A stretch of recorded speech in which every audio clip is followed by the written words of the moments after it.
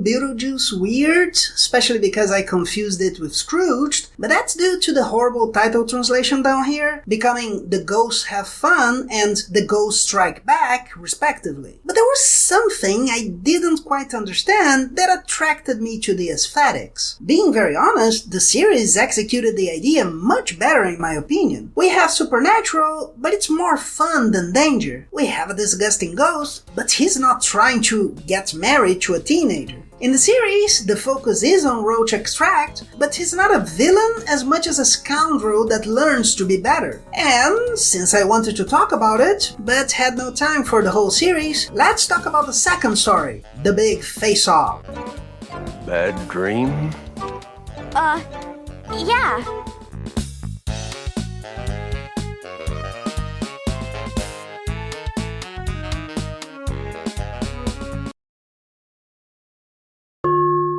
Please don't you forget to subscribe and hit the bell. There are various things in the cartoon that became quite dated, like this hallway literally throwing extras against your POV seems to mark well how useless they can be. After all, they're just something extra. And are only really going to start being relevant in the following story. How depressing. Yes, I really like the series for the punniness. I lost my touch. I'll tell you, babes. I'm beside myself.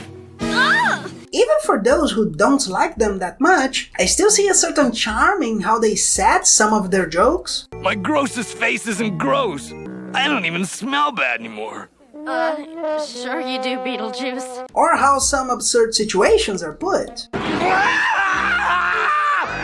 Bad dream? Yeah. Yours or mine? Mine, Father. Good. This half-episode story is that there's a game in Beetlejuice's Netherworld where the competitions are monster ghost mastoid stuff in general. We start with Lydia trying to make a face and scaring the roach Fleeceosso's going to munch, him showing his worst face, but her dad opens the door, takes the cat to the face, and thinks it's a nightmare, but doesn't react. Spider Syrup loses his confidence since he didn't scare the dad, and goes like that to the show, despite Lydia trying to cheer him up. And how charming is it to have a crypt keeper as an announcer? The show requires them to try to disgust the audience.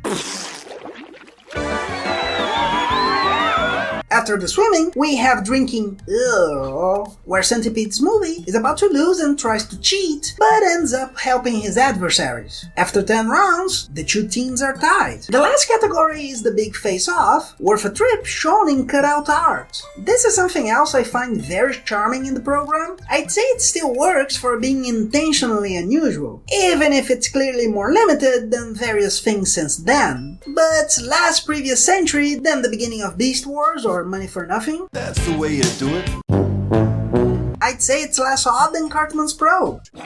Another interesting issue is that we have a lot more discussion about mental state in general for the time, let alone a kids show. Scarab Shake feels so insecure he trains for the competition, getting worried when he sees he'll have to make faces and feeling bad for not being able to do it. Passing through the first episode for a bit, which I thought was weak so I skipped it, they established that Cockroach Cocktail can't fly because he's afraid of sandworms. Sure, it's just so he can get over it to save a baby, but a being practically omnipotent with a specific fear, or reluctant as how people will think of him, is still kind of uncommon today. In fact, he says, And I'll prove to the entire Netherworld that I'm the ghost with the most disgusting face, that is. The big face-off is the best part, with attacks and the announcer narrating each thing they do as in a wrestling match. Beetlejuice bounces up deeper, creeper off Scuzzy's chin. He's staggered. Scuzzy comes back with a red banana float. Whoa!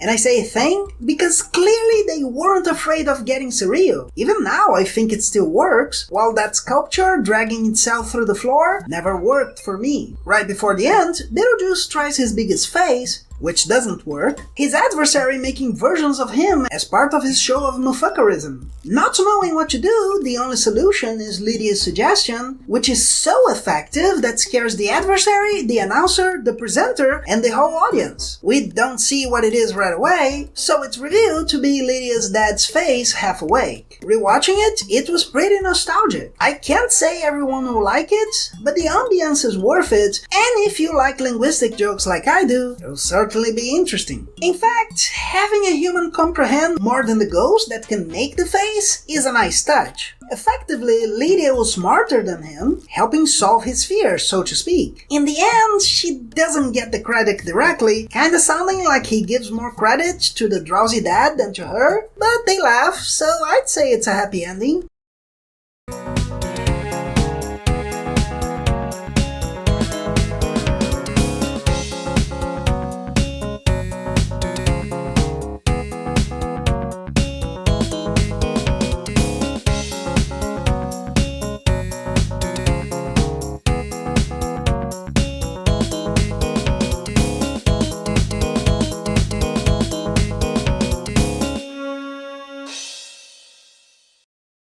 Blood.